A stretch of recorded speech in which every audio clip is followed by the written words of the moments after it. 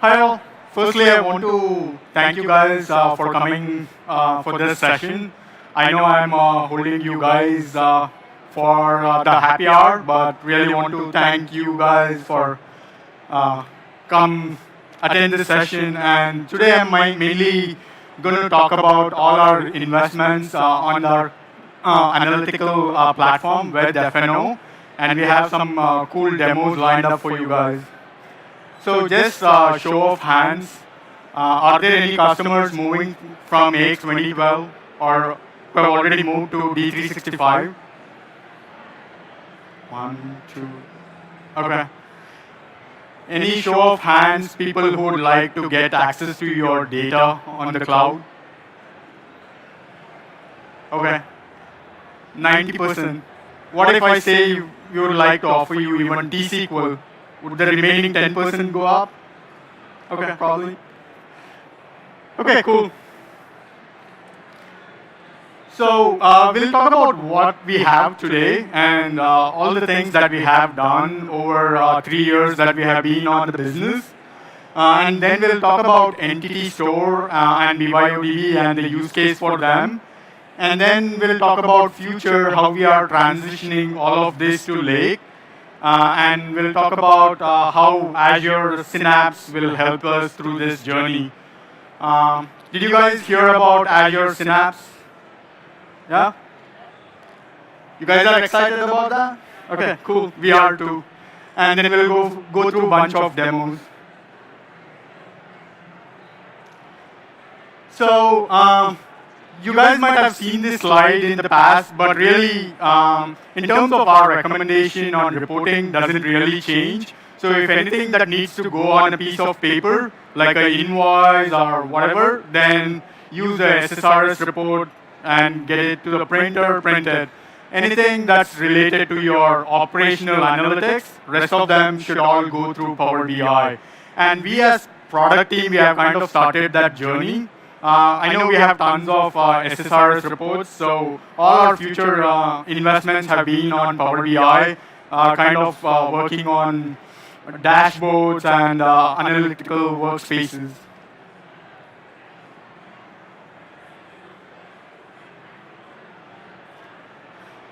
In terms of ERP, we always had data, like ERP generates data, we accrue data, so there is a lot of data gravity. So if you think about what we did in on-prem, we had a bunch of static reports that used to help users to kind of look at the static data or the report and then go decide what they do with that data. It could be some action that they are taking, or there are a few other things that would drive based out of that. And when we moved to the cloud, we kind of took it to the next level with Power BI, where you can now slice and dice your data and drive some analytical theme, so that then you can take action on top of it, or you can go talk to finance people, sales people, right? So, but we don't want to stop there. In terms of evolution, with we moving to the lake, we want to take it to the next level where we are giving you predictions.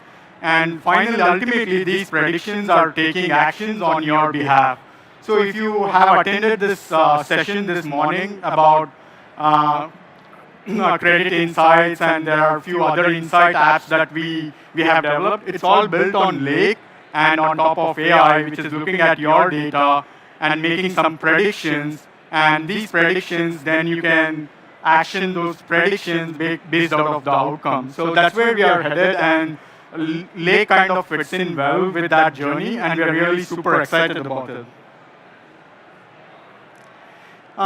In terms of analytics, what we have today is kind of two experience, where we call it inquiry and alerts, where we are really telling the users that, hey, this is your workload and you have to clear your invoice queue, or this is something that you have to go process. And then we have like a data exploration, where you have dashboards where your end user is interacting with that data through a graphical chart, or looking at the data, drilling down. And what our customers and what you guys really liked about liked about BI is this analytical workspaces. So based on the direct feedback that we got from all of the customers, and then we kind of looked at our telemetry data. So we see that 60% of our production environments, they have some kind of analytical workspaces that have been used. And we see that this growth is like 2x over the last 2 months. And not only the things that we have shipped out of box in terms of analytical workspaces, we also see that customers have extended 66%, which kind of makes sense because you have your own fields, you have additional tables that you want to report or get insights of. Sorry. So that's where, so all our investments will continue with the analytical workspace where it's giving tailored information to all your business users. In terms of what we have today, if you really look at it at a very high level, we have Entity Store and BYOD. Entity Store is something, it's auto-provisioned, it sits behind your production infrastructure or your FNO infrastructure, and all it's doing is it's getting you're pushing the data from D365 to entity stores using the aggregate measure, and you have embedded Power BI running on top of it, right? And then we have BYODB. BYODB is for more in scenarios where you want to get the data out of AX and you manage your own data warehouse. The primary reason that we have seen is you have all this external data that you want to mash up or marry it with FNO data. And that's the kind of a main use case that we have seen where people push data to BYODB and they process that data and then they use Power BI to kind of look into direct query into BYODB to generate their reports. And quite honestly, we have had some pain points on BYODB. And how many have you gone through BYODB pain? Okay. I don't see much, but okay. It's good, so I'll not talk a lot about BYODB then. So these two features, while they were great, to some extent they were holding us back. So in terms of we as Microsoft, we are really betting on Azure Data Lake Gen 2 as our analytical store. So we are kind of taking that goodness as a company, what we are investing, and we are extending our FNO or finance and operations data to be surfaced in Lake so that we could further use that data for analytics or AI or machine learning. So this is what you have today, where Entity Store is sitting within your finance and operations production infrastructure. So as part of we moving to Data Lake, think of this as Entity Store moving from its own SQL instance to the lake. So all the data that you had in Entity Lake is just getting switched to Data Lake. And then we had BYODB, which was sitting in your subscription. You had complete access to it, and you had to schedule batch jobs to push data from D365 to BYODB. And for us, when we move to the lake, we kind of view this as even BYODB getting migrated to Data Lake. So that's where we are headed. And you can use Data Lake for multiple purposes. It's extensible, so you can use it for Entity Store. You can use it for your read-only data access and a few other things. So we'll talk about it.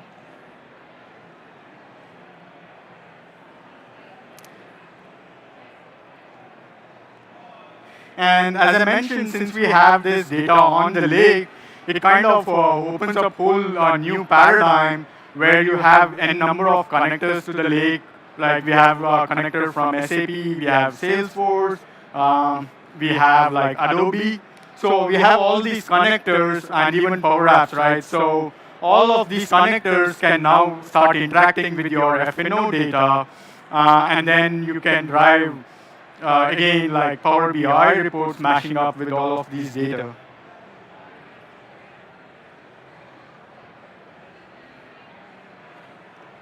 And the cool thing about this is, so since this data is in the lake, so we kind of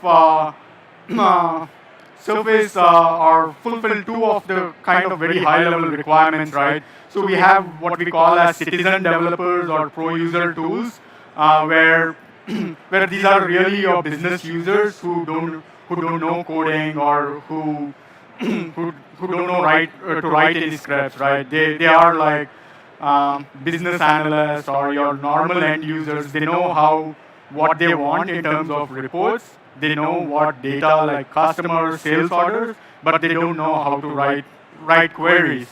And then we have this whole set of developers who are interested in ETL process, who are interested in writing all these magic queries that users want, right?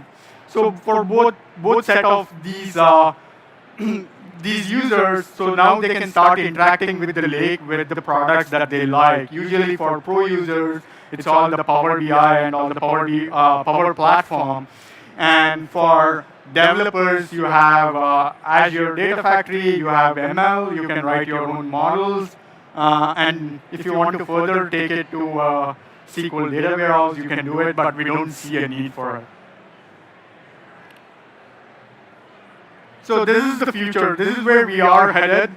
And what we are kind of aspiring is we'll have a read-only data within the lake. And so on the left side, we have all your AX infrastructure, which has your OLTP database, and it has AOS through which you are interacting. And this new service that we are working on is called data feeds. And think of data feeds as a microservices, which is scalable and it's multi-tenant.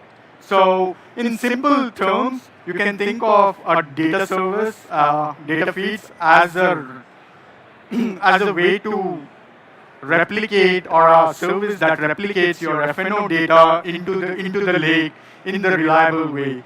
So we heard your feedback loud and clear in terms of like, hey, you have given me these options where I can push data to entity store, I can push data to BYOD, but I'm having to manage all these bad jobs, and sometimes this bad job fails, and there are alerting mechanisms. So what if I don't see that alert, or what if I react to that alert lately? And the other thing is, okay, it failed. My only option is rerun a couple of times, and if it still fails, then you call Microsoft and, hey, I'm not able to get my data into BYOD or entity store. Then we look at it, okay, it seems like it's a timeout issue, so let's increase the timeout. So my point here is, as of today, there is this scenarios where it causes pain. So we got that feedback loud and clear from you guys. And what we want to do is, this data feed service is managed by us. So we own that service. We don't want you to worry how the data shows up in the lake, how fresh it is, or did the bad job fail. So we want to maintain all of that. Think of this as a pipeline that we have that magically shows up data. So based on all of this feedback, we have built in fault mechanisms, validation mechanisms. So if at some point, for some reason, data gets stale, then we would push all of this data back, or we'll push the delta. So we have self-healing mechanisms. So those things have all gone into it. So my point here is, don't worry about this service. Think of this service as sitting standalone, parallel to your AOS, and just looking at the database for all the changes, and then hydrating the lake.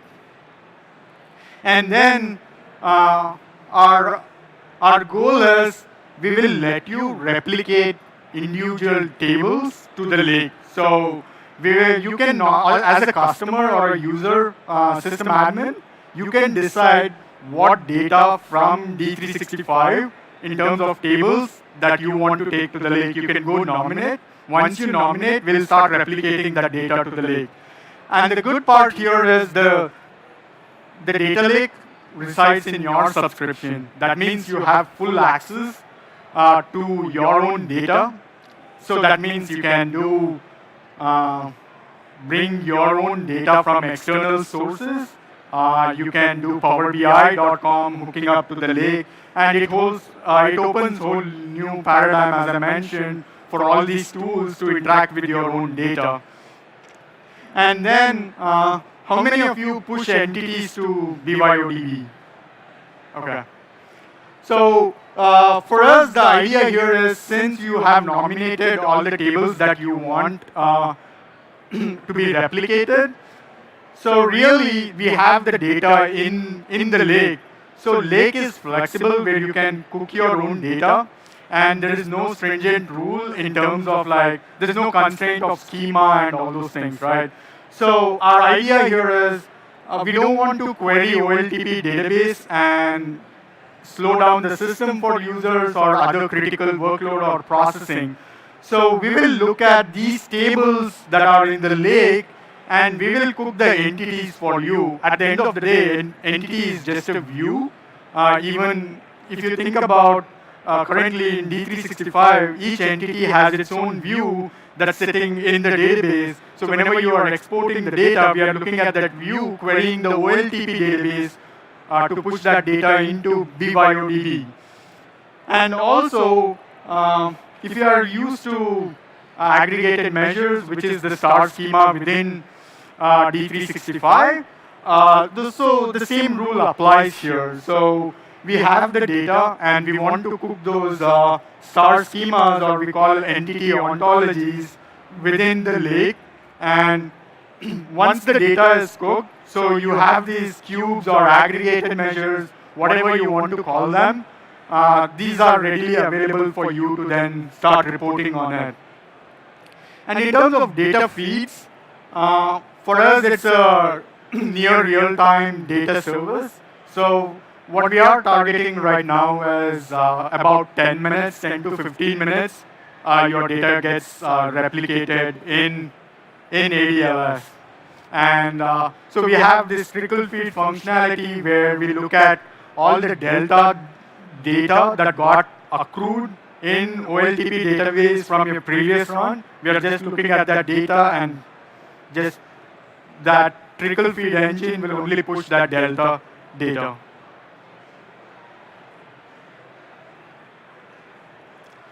So how many of you are using embedded Power BI within D365? Okay.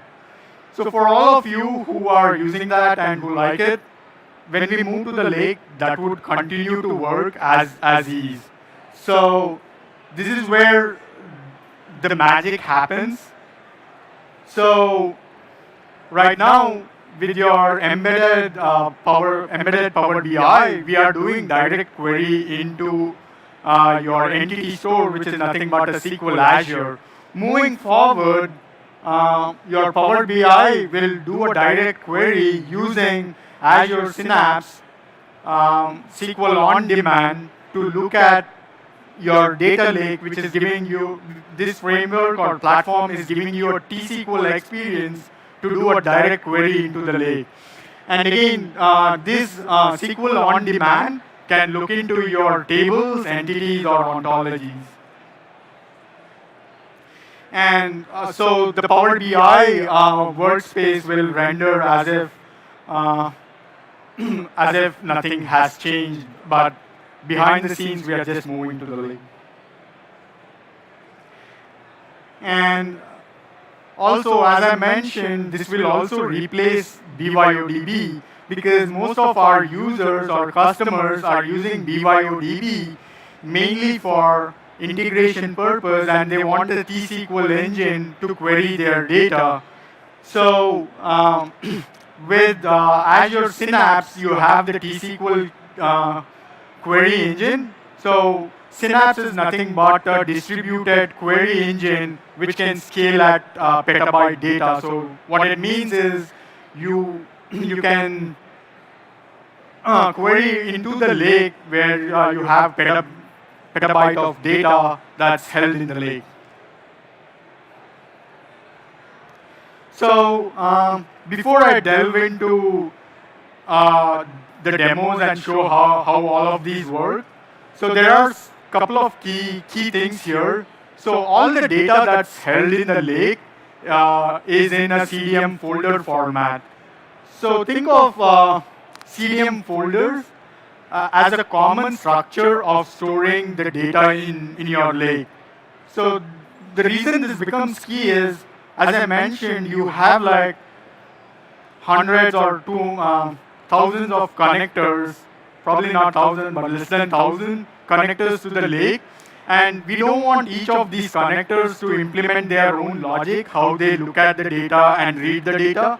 So we want some kind of standardization and consistency. So that's where CDM folder helps, because all the data that's going into the lake is in the CDM folder format. And no matter whatever connector I'm using, it already knows this data, how it is structured, which files do I need to look at, so that each of our connectors don't have to implement their own logic. And the other thing is, when you are pushing data to the lake, you don't have to then prepare the data in the format that the connector understands. All you are doing is preparing your data in the format that is held in the CDM folder structure. So within the CDM folders, we have two things. One is the model.json and the data file. So the data file is the file wherein your data is held. It could be in a CSV file format or a Parquet file.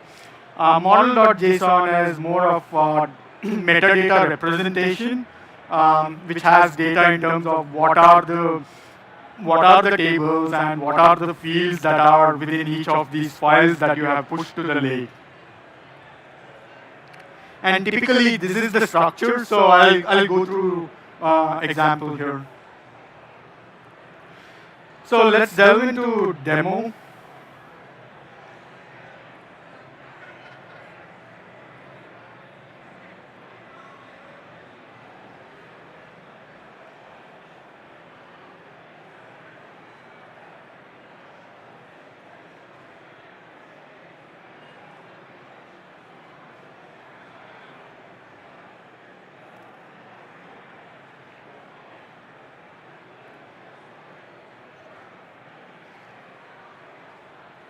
Okay, this is my D365 FNO instance, wherein I have hooked up this instance with the Azure Data Lake, and all the analytical workspaces are now rendering data from my data lake.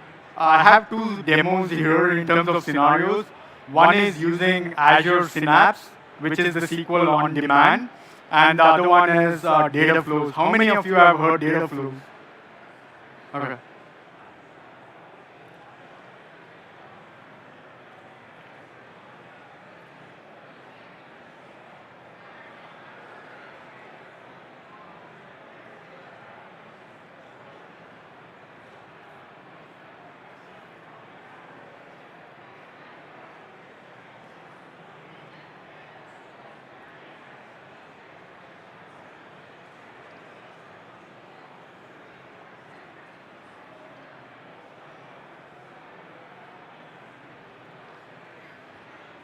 So the first time it's a bit slow. I wanted to kind of warm it up, but the very first time you'll see a lag. But once it gets loaded, the data gets hot, then it's faster. How many ever times you go back to this data. So this analytical workspaces is now rendering the data from the lake, and this is a credit collection workspace. So it's rendering all the credit and collect information based on credit limits and some of the things that are tied to individual customers. So what you are seeing here is the credit limits for all your customers that you are having in FNO. And if I look at like balance by due, so I have 9 million something balance due from my customer, and it shows me by company and by customer groups and where these customers are located. And all of these data is coming from your lake. So let's take a quick look at this.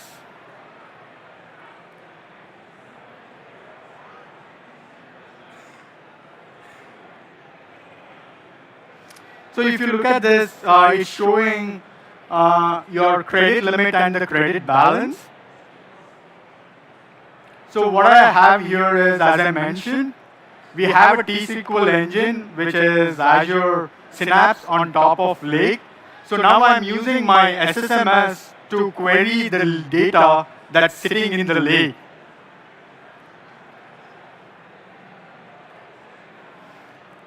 And the same information that I rendered from the Power BI, the same query I'm running in SSMS on the data from the lake.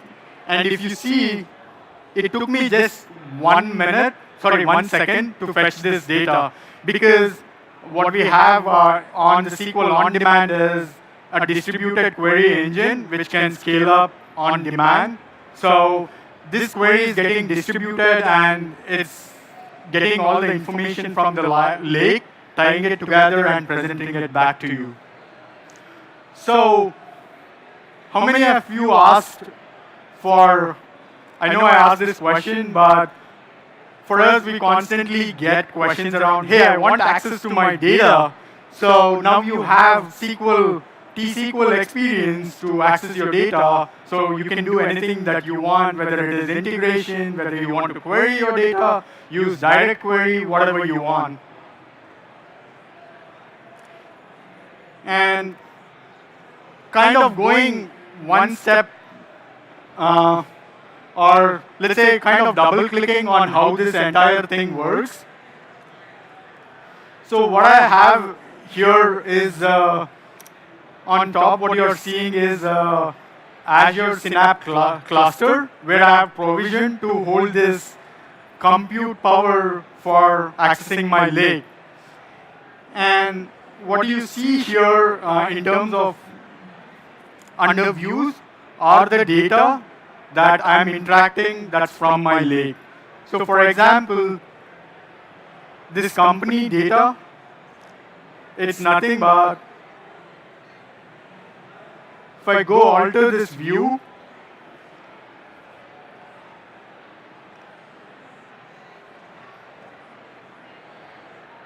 what you're seeing here is the view is built on top of a file which is called some underscore company.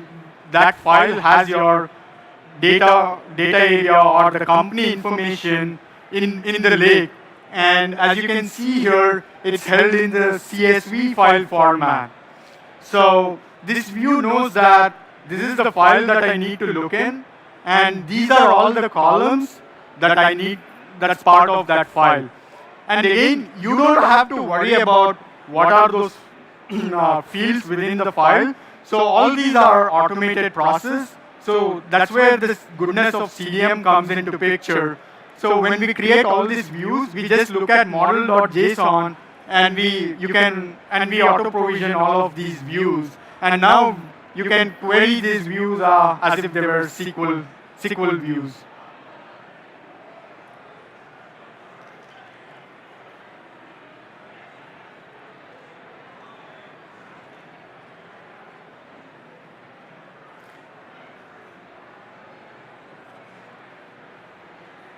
So I'm using Azure Explorer to query my data lake to show you like how the files are structured.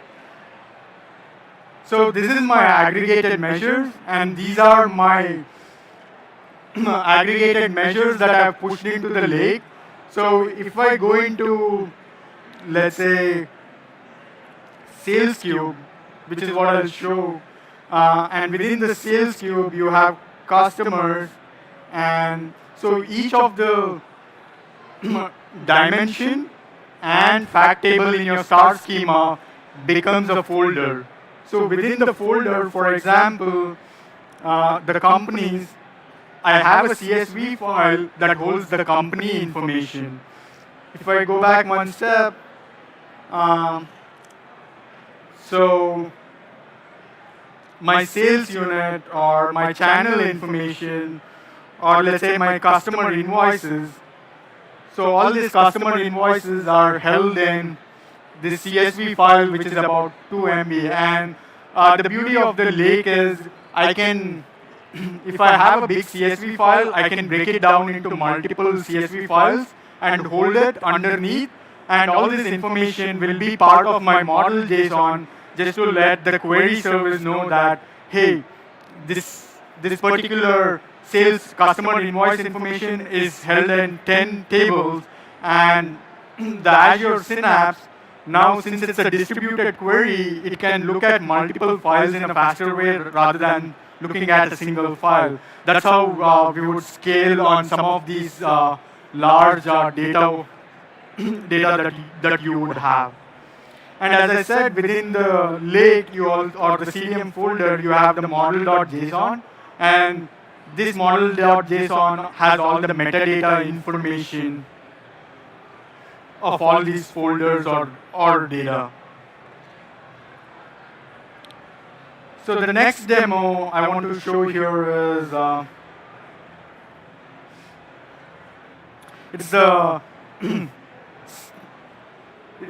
it's the sales cube information that's coming out of data lake, but we are using what's called as data flows to render this data. And as you can see here, we have like revenue by customer, and then you would also notice that there is a sales target there. So as you know, in FNO, we don't have sales target, right? FNO only knows about the sales that you have done and the revenue that we have generated with customer. We don't know what the targets are. Usually the targets are held by somebody in the sales team. They might have a spreadsheet, or there is an app where they have all these customer names and they have targets based on these customers. So what I have done here is, imagine I'm going to my sales team and I've asked them to give their sales target CSV file, and then I have married that sales target with my sales revenue. So now showing my sales team that, hey, for this particular customer, you're ahead of your target, and for this particular customer, you're below your targets. So if you really think about it, how would I achieve this today? On a very high level, you have just 3 options, right? You could use BYOD and push all of these data, but then we don't have aggregated measures, so you'll have to write individual entities and push to BYODB, and then you need to convert your CSV file or whatever file or the data that your sales team has and put it in a format that can go into SQL Azure or data warehouse and then build a Power BI report. The other option is you'll have to bring that data into FNO, which we don't strongly recommend because we don't want to bring in any data that's not necessary in your OLTP database. And the third option is you export both of these data and give it to your sales team. Hey, now you have this data, it's your headache, go play with it and figure out, right? With Data Lake, it literally took me less than, I want to say 5 minutes to show this data for my sales team. All I had to do is, when I go to my lake,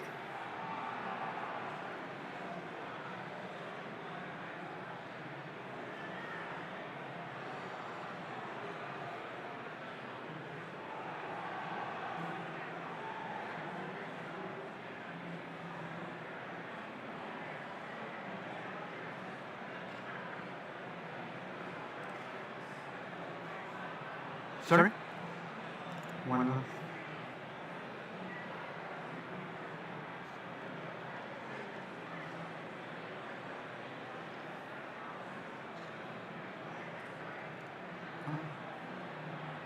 Yeah.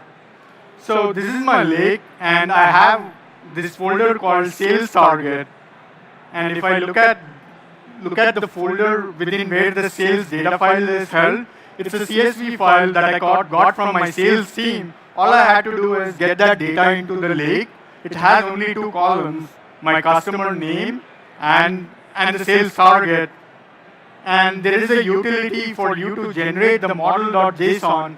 So now I have the sales data. So once I have the sales data, all I need to do is go to my dashboard and then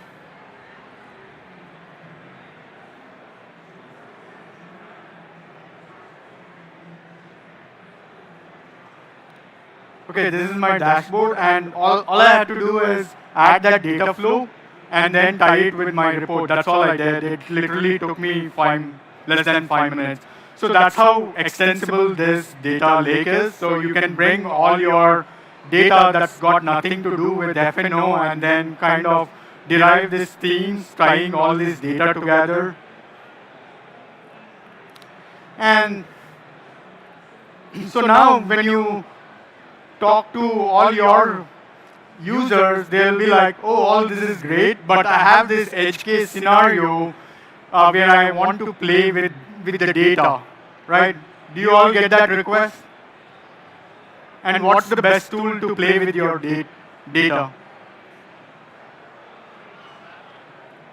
No. One more try. There you go, Excel.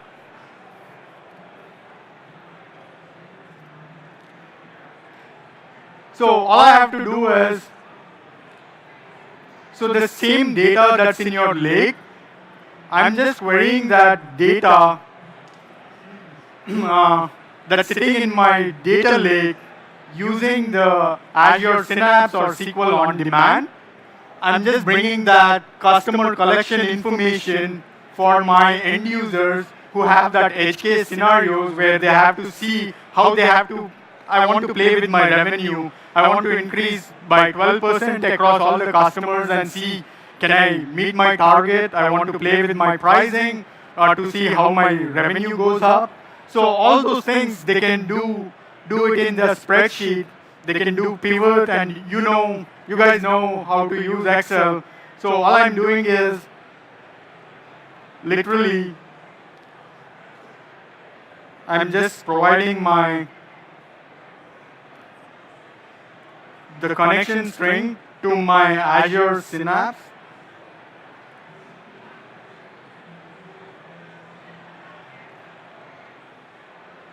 So now, if you see here, all the views that you had in the Azure Synapse are now available for you to query in your Excel. So just imagine like you have built all these entities, like because your end user doesn't know like customer information is made of 10 tables, they shouldn't worry about it. So now you have this entity for customer which marries all this data across different tables into one entity, and now all your user has to do is go query that entity using a spreadsheet. Then they can play with this data, do pivots, all the things that they want.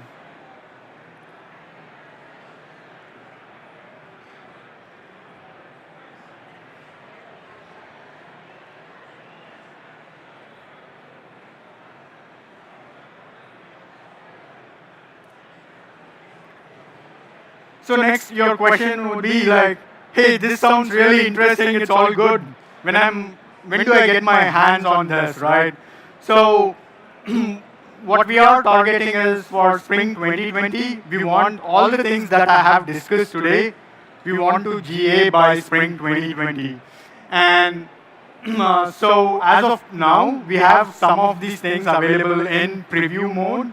So if you are interested, do sign up for those preview things. So we have preview for Azure Synapse.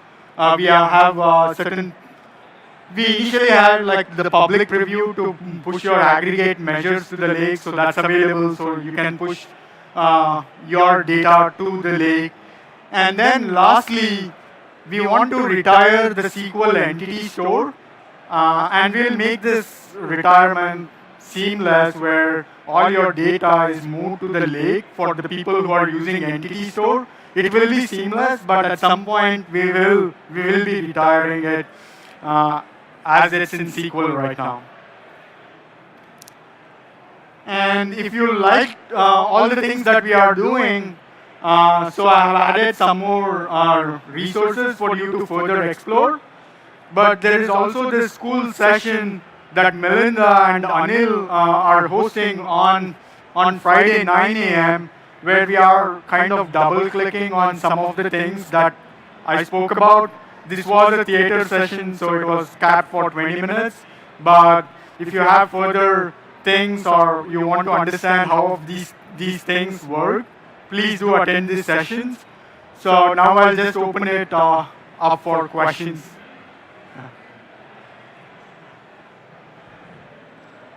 Hello. So there's two technologies of which will sit on top of the Azure Data Lake that we can use, right? Synapse and data feeds. So I checked out Azure Synapse earlier in the week, and there is a fairly hefty licensing implication.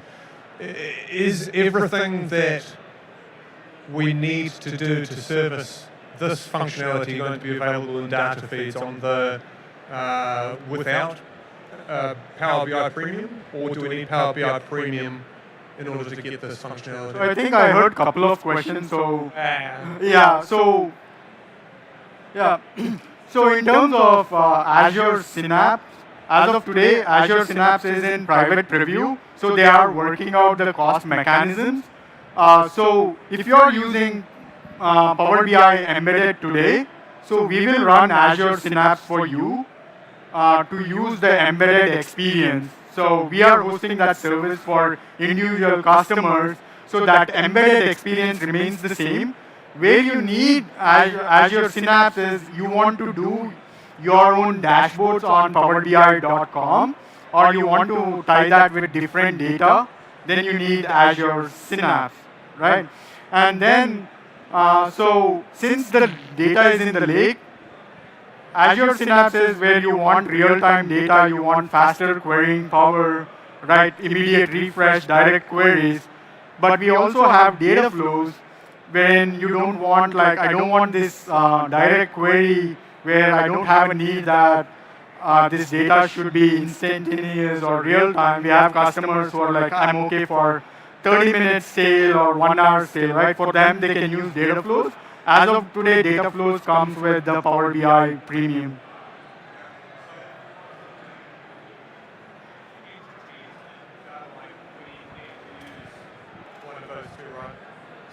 So we will cook the entities for you, and once they are available, then you can use in any of them. So entities store embedded Power BI. Sorry. I'll talk about it. Okay, cool.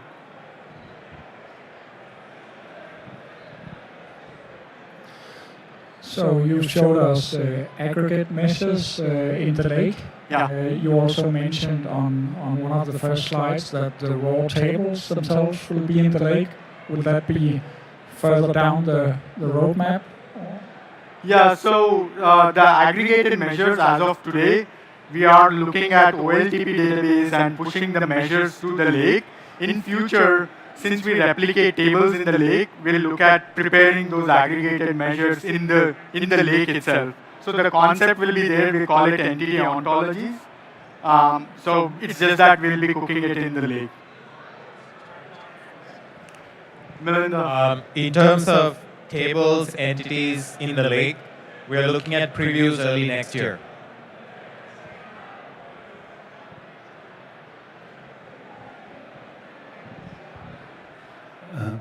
In terms of customized fields in tables in Dynamics 365, would there be like an interface or something like that to control, or is that something that we need to code?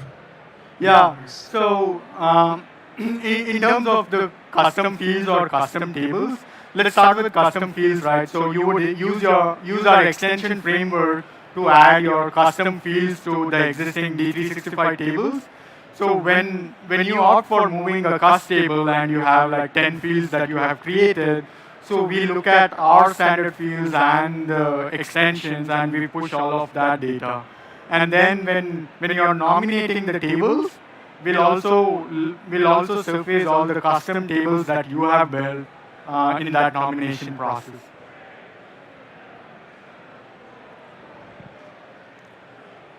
Okay, thank you so much.